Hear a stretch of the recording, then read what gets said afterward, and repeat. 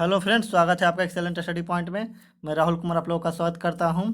आज मैं भूगोल का नेक्स्ट वीडियो लेकर आया हूं। वो दूसरा चैप्टर था सौरमंडल। सौरमंडल का मैं आज चौथा पार्ट लेकर आया हूं। पहले मैं 1 से लेकर 160 तक सोल्यूशन करवाया था। आज मैं 161 से लेकर 203 इस से लेकर 203 तक के क्वेश्चन है उसका सोल्यूशन करवाने वाला हूँ। देखिएगा, पहला आज का पहला क्वेश्चन 161वां। पृथ्वी का एकमात्र उपग्रह है। पृथ्वी का एकमात्र उपग्रह कौन है? वो है चंद्रमा। चंद्रमा है जो पृथ्वी का एकमात्र उपग्रह है। Option B. नेक्स्ट देखिएगा, समुद्र शांत समुद्र और तूफानों का महासागर निम्न में से कहाँ स्थित है? शांत समुद्र और तूफानों का महासागर निम्न में से कहाँ स्थित है? वो कहाँ स्थित है? शांत समुद्र और तूफानों का महासागर 162 का ये चंद्रमा पर शांत समुद्र और तूफानों का महासागर चंद्रमा पर स्थित है। नेक्स्ट 163वां, सी ऑफ ट्रैंक्विलिटी।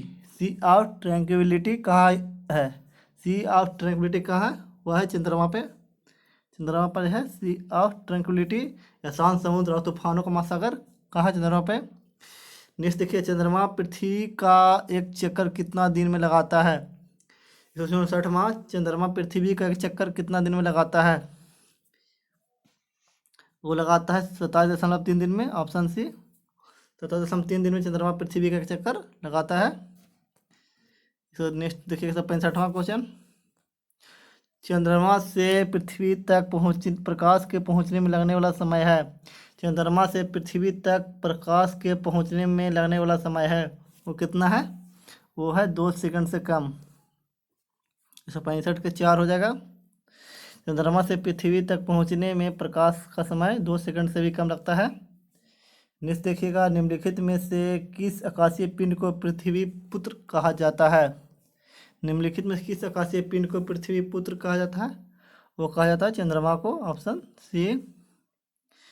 नेक्स्ट देखिएगा, बृहस्पति का द्रव्यमान लगभग है। 167वां क्वेश्चन, बृहस्पति का द्रव्यमान है लगभग कितना है? वह सूर्य का द्रव्यमान का 1/1000वां भाग। बृहस्पति का द्रव्यमान है जो सूर्य के द्रव्यमान का लगभग कितना है? 1/1000वां भाग है। Option B. नेक्स्ट देखिएगा 168वां क्वेश्चन। 168वां क्वेश्चन है कि आकाश का सबसे चमकदार तारा है। आकाश का सबसे चमकदार तारा है वो कौन है? तो सीरियस। सीरियस है जो आकाश का सबसे चमकदार तारा है। ऑप्शन नंबर 4, आकाश का सबसे चमकदार तारा है सीरियस। 169वां क्वेश्चन देखिएगा, हैली धूमकेतु का वर्तकाल होता है। हैली धूमकेतु का वर्तकाल कितना होता है? होता है 76 वर्ष। हैली धूमकेतु है 76 वर्षों के अंतराल पर दिखाई देता है, इसलिए हैली धूमकेतु का वर्तकाल 76 वर्ष होता है। नेक्स्ट देखिएगा 170वां क्वेश्चन, सूर्य को छोड़कर पृथ्वी के सर्वाधिक निकट स्थित तारे के पृथ्वी तक पहुंचने में कितना समय लगता है? सूर्य को छोड़कर पृथ्वी के सर्वाधिक निकट स्थित तारे के प्रकाश को पृथ्वी तक पहुंचने में कितना समय लगता है? वो लगता है 4.5 वर्ष लगता है। सूर्य को छोड़कर पृथ्वी के सर्वाधिक निकट स्थित तारे के प्रकाश को पृथ्वी तक पहुंचने में 4.5 वर्ष लग जाता है। नेक्स्ट देखिएगा 171वां, मंगल एवं बृहस्पति ग्रह के मध्य सूर्य की परिक्रमा करने वाले खगोलीय पिंड को कहते हैं। मंगल एवं बृहस्पति ग्रह के मध्य सूर्य की परिक्रमा करने वाले खगोलीय पिंड को क्या कहते हैं? उसे कहते हैं क्षुद्र ग्रह। मंगल बृहस्पति के बीच में जो ग्रह होते हैं उसे क्षुद्र ग्रह बोलते हैं। छोटे छोटे कण होते हैं, क्षुद्र ग्रह कहलाते हैं। नेक्स्ट देखिएगा 172वां, क्षुद्र ग्रह जिन ग्रहों के बीच पाए जाते हैं। क्षुद्र ग्रह किन ग्रहों के बीच पाए जाते हैं? तो मंगल और Brihaspati. Option number C. Next देखिएगा 173वां क्वेश्चन। तो 73वां क्वेश्चन है कि सर्वप्रथम खोजा गया क्षुद्र ग्रह है। सर्वप्रथम खोजा गया क्षुद्र ग्रह कौन है? वो है सीरस। सर्वप्रथम खोजा गया क्षुद्र ग्रह का नाम सीरस है। Option number A. 174वां क्वेश्चन है, धूमकेतु की पूछ सूर्य के परिदृष्ट होती है क्योंकि? धूमकेतु की पूछ सूर्य के परिदृष्ट होती है क्योंकि? क्यों होती है? क्योंकि सूर्य का उत्सर्जन विकिरण धूमकेतु पर महज दबाव डालता है, जिससे उसकी पूंछ सूर्य से दूर क्षिप्त हो जाती है। सूर्य द्वारा उत्सर्जित विकिरण धूमकेतु पर वह जो दाब डालता है जिससे कि उसकी पूंछ सूर्य से दूर शिफ्ट हो जाता है। Option number C. नेक्स्ट देखिए 175वां क्वेश्चन है कि क्षुद्र ग्रह के विषय में निम्नलिखित कथनों पर विचार करें। क्षुद्र ग्रह के विषय में निम्नलिखित कथनों पर विचार करना है। ऑप्शन एक में है कि क्षुद्र ग्रह सूर्य की परिक्रमा करने वाले विभिन्न आकारों के चट्टान मलबे हैं। क्षुद्र ग्रह सूर्य की परिक्रमा करने वाले विभिन्न आकार के चट्टान और मलबे हैं। बात राइट है, सही है। नेक्स्ट देखिएगा अधिकांश क्षुद्र ग्रह छोटे हैं किंतु कुछ का व्यास 100 किलोमीटर तक बड़ा है। ये भी सही है। अधिकांश क्षुद्र ग्रह छोटे हैं किंतु कुछ का व्यास 1000 किलोमीटर तक बड़ा है। ये सही है। क्षुद्र ग्रह की कक्षा बृहस्पति और शनि की कक्षा के मध्य स्थित है। क्षुद्र ग्रह की कक्षा है जो बृहस्पति और शनि के कक्षा के मध्य, गलत है। यह है बृहस्पति और मंगल की कक्षा के मध्य है। और आंसर हो जाएगा सी। नेक्स्ट देखिए 176वां क्वेश्चन कि सूर्य ग्रहण के दौरान क्या होता है। सूर्य ग्रहण होता है सूर्य और पृथ्वी के बीच चंद्रमा आ जाता है। Option number B. सूर्य और पृथ्वी के बीच चंद्रमा आ जाता है सूर्य ग्रहण के दौरान। नेक्स्ट देखिएगा 177वां क्वेश्चन है पूर्ण सूर्य ग्रहण के समय सूर्य का कौन सा भाग दिखाई देता है। पूर्ण सूर्य ग्रहण के समय सूर्य का कौन सा भाग दिखाई देता है। वो दिखाई देता है किरीट, ये कोरोना है जो पूर्ण सूर्य ग्रहण के समय सूर्य का भाग दिखा देता है।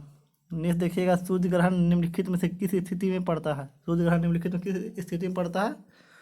वो पड़ता है किस स्थिति में, जब सूर्य और पृथ्वी के बीच चंद्रमा आ जाता है। जब सूर्य पृथ्वी के बीच चंद्रमा आ जाता है सूर्य ग्रहण पड़ता है।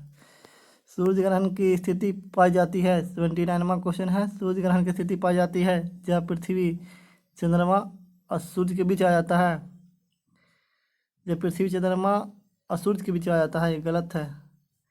नेक्स्ट है कि जब चंद्रमा सूर्य और पृथ्वी के बीच आ जाता है। जब चंद्रमा सूर्य और पृथ्वी के बीच आ जाता है सूर्य ग्रहण लगता है। ये राइट है, दूसरा नंबर सही है। जब चंद्रमा जब सूर्य और पृथ्वी के बीच आ जाता है। तीसरा है कि जब अमावस्या का दिन होता है, ये भी सही है। जब पूर्णिमा का दिन होता है, ये गलत है। पूर्णिमा का दिन होता है चंद्र ग्रहण होता है।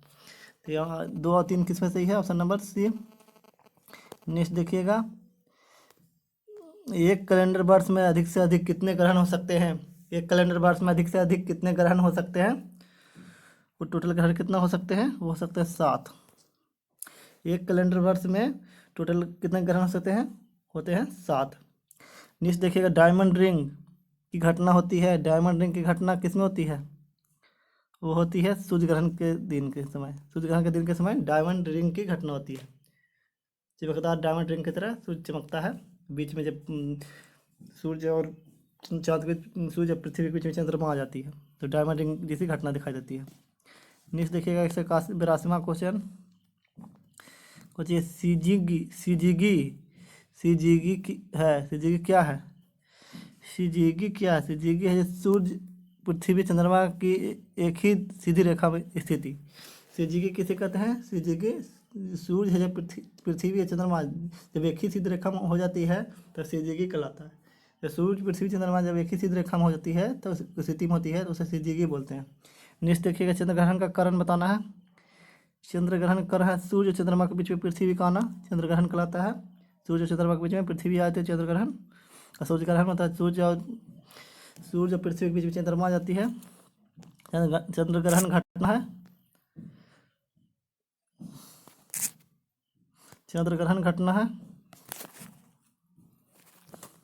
चंद्र ग्रहण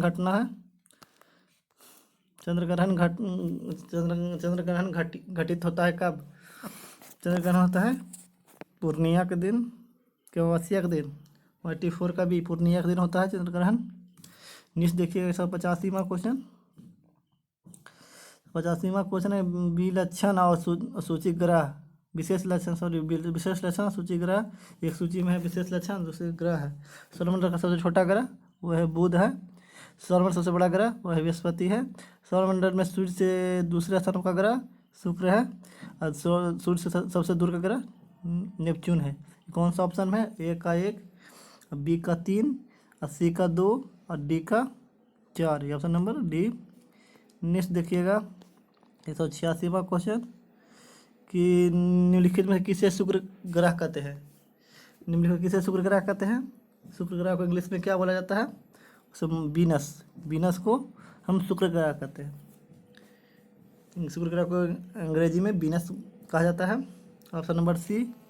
87वां क्वेश्चन देखिएगा कि सूर्य और पृथ्वी के बीच औसतन दूरी कितनी है। सूर्य और पृथ्वी के बीच औसतन दूरी कितनी है? लगभग बताना है। वो है 150 × 10⁻6 किलोमीटर। 150 × 10⁻6 किलोमीटर है सूर्य और पृथ्वी के बीच औसतन दूरी। 150 × 10⁻6 किलोमीटर। नीचे देखिएगा ग्रह क्या है। ग्रह क्या है? 188 में ग्रह क्या है? ये एशिया का समान पिंड जो टिमटिमाते नहीं हैं वही ग्रह है। एशिया का समान पिंड जो टिमटिमाते नहीं हैं वो ग्रह है। जो एशिया का समान पिंड जो टिमटिमाते रहते हैं वो तारा है। नीचे देखिएगा 189वां क्वेश्चन कि निम्नलिखित में से कौन से ग्रह के सर्वाधिक प्राकृतिक उपग्रह एवं चंद्र है। कौन से ग्रह के सर्वाधिक प्राकृतिक उपग्रह एवं चंद्र है? 189 का सी शनि का सर्वाधिक प्राकृतिक उपग्रह है। नीचे देखिएगा मंगल की परिक्रमा कक्षा में जाने वाले प्रथम एशियाई देश का नाम बताइए। मंगल की परिक्रमा कक्षा में जाने वाले प्रथम एशियाई देश कौन है? वो है भारत। Option number C. मंगल की परिक्रमा कक्षा में जाने वाले प्रथम एशियाई देश भारत है। नीचे देखिएगा 191वां क्वेश्चन निम्नलिखित के आकारों के अनुसार घटते क्रम में लगाइए। नीचे दिए गए कूट को सही उत्तर बताइए। घटते क्रम में आकार में सबसे पहले बृहस्पति होगा, दूसरा होगा यूरेनस, तीसरा होगा पहला बृहस्पति, दूसरा हो जाएगा शनि, तीसरा यूरेनस, चौथा पृथ्वी। तो 1 4 2 3 1 4 2 3 ऑप्शन हो जाएगा सी। 91 का सी हो जाएगा। पहला बृहस्पति, दूसरा शनि, तीसरा यूरेनस, चौथा पृथ्वी। नीचे देखिएगा पृथ्वी का वह यमज नक्षत्र कौन सा है जो अमाप घनत्व अद्रमान में पृथ्वी जैसा दिखाई देता है। पृथ्वी का वह यमज नक्षत्र कौन सा है जो अमाप घनत्व अद्रमान पृथ्वी जैसा दिखाई देता है? तो कौन दिखाई देता है? ये 192 के एक शुक्र है जो पृथ्वी का वह यमज नक्षत्र है। इसे ट्विन प्लानेट कहते हैं जो अमाप घनत्व अद्रमान में पृथ्वी जैसा ही दिखाता है, इसलिए पृथ्वी की बहन कहा जाता है शुक्र को। नीचे देखिएगा सूर्य के बाह्यतम परत को क्या कहा जाता है? सूर्य के बाह्यतम परत को कोरोना या किरीट बोलते हैं। नेक्स्ट 194वां देखिए क्वेश्चन कि एक ग्रह की अपनी कक्षा में सूर्य की न्यूनतम दूरी को क्या कहा जाता है? एक ग्रह की अपनी कक्षा में सूर्य की न्यूनतम दूरी को क्या कहा जाता है?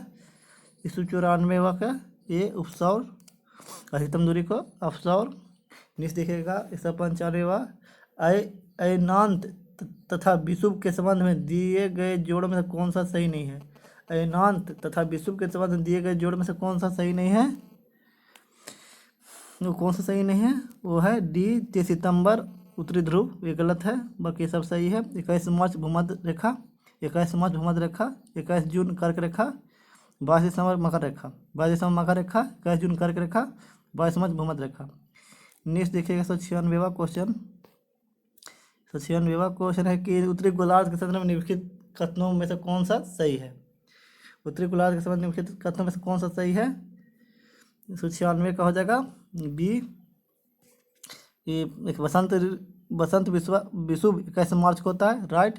बसंत विषुव 21 मार्च को होता है, ये भी सही है। उत्तरी अयनांत 22 दिसंबर को होती है, ये भी सही है। शरद विषुव 23 सितंबर को होता है, गलत है। दक्षिण अयनांत 21 जून को होता है, गलत है। कुछ उत्तरी गोलार्ध के संदर्भ में निम्नलिखित कथनों में से कौन सही है? बसंत विषुव 21 मार्च को होता है, बसंत विषुव 21 मार्च होता है, सही है। उत्तरी अयनांत 22 दिसंबर को होता है, ये भी सही है। शरद विषुव 23 सितंबर को तो गलत है, और दक्षिणी अयनांत 21 जून को तो भी गलत है। ऑप्शन हो जाएगा दूसरा। नीचे देखिएगा निम्नलिखित किस वैज्ञानिक ने यह सिद्ध किया सूर्य के चारों ओर प्रत्येक नक्षत्र का मार्ग दीर्घवृत्ताकार है? निम्न में से किस वैज्ञानिक ने यह सिद्ध किया कि सूर्य के चारों ओर प्रत्येक नक्षत्र का मार्ग दीर्घवृत्ताकार है? वो केपलर का कहना था कि सूर्य के चारों ओर प्रत्येक नक्षत्र का मार्ग दीर्घवृत्ताकार है। नेक्स्ट चलिएगा 198 सौरमंडल का हेलियोसेंट्रिक मॉडल सर्वप्रथम किसके द्वारा प्रस्तुत किया गया था? सौरमंडल का हेलियोसेंट्रिक मॉडल सर्वप्रथम किसके द्वारा प्रस्तुत किया गया था? वो प्रस्तुत किया गया था कोपरनिकस के द्वारा। नेक्स्ट देखिएगा ब्लू मून क्या है? ब्लू मून क्या है? ब्लू मून महीने में आने वाला दूसरा पूरा चांद, यही ब्लू मून है। ब्लू मून क्या है? ब्लू मून है महीने में आने वाला दूसरा पूरा चांद। नेक्स्ट देखिएगा 200वां क्वेश्चन, 200 टाइटन किस ग्रह का उपग्रह है? सॉरी, टाइटन नहीं, टाइटन तो शनि का है। टाइटन किस ग्रह का उपग्रह है? टाइटन किस ग्रह का उपग्रह है? तो नेपच्यून का। टाइटन किस ग्रह का उपग्रह है? तो नेपच्यून का है। टाइटन है जो शनि का। प्लूटो के चांद का नाम क्या है? प्लूटो के चांद का नाम क्या है? वो है चिरौन। चिरौन है जो प्लूटो का चांद है। प्लूटो चांद का नाम क्या है? तो चिरौन। नेक्स्ट देखिएगा उर्सा मेजर अथवा बिग बियर एक प्रकार है। उर्सा मेजर अथवा बिग बियर एक प्रकार है। किसका एक प्रकार है? वो है नक्षत्र मंडल का। उर्सा मेजर अथवा बिग बियर एक प्रकार है, नक्षत्र मंडल का एक प्रकार है। नेक्स्ट देखिएगा अंतिमा क्वेश्चन है आज का, चैप्टर का भी अंतिमा है। हमारे सौरमंडल के निम्नलिखित में से किस ग्रह का द्रव्यमान न्यूनतम है? हमारे सौरमंडल के निम्नलिखित में से किस ग्रह का द्रव्यमान न्यूनतम है? वो है बुध। आकार में छोटा रहेगा, उसका द्रव्यमान भी कम रहेगा। तो यही है हमारे सौरमंडल का सबसे न्यूनतम द्रव्यमान वाला ग्रह है, तो बुध है। आज दूसरा चैप्टर समाप्त हो गया है। और वीडियो पसंद आए तो इसे लाइक करें, सब्सक्राइब करें, दोस्तों को शेयर करें। वीडियो देखने के लिए धन्यवाद।